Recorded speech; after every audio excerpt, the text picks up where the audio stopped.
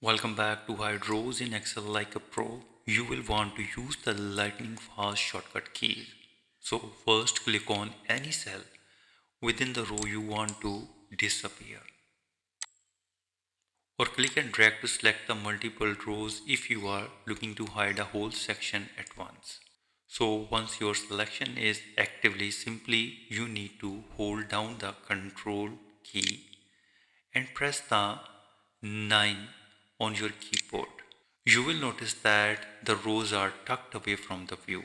This is a massive time saver for cleaning up your workspace without actually deleting your data. And if you ever need them back, so you can just highlight the rows surrounding the hidden area and then press the Ctrl Shift and 9 to reveal them again. So this is the massive trick to hide and hide rows instantly in Excel. So if you think this video is helpful, please support my channel. Thanks for watching.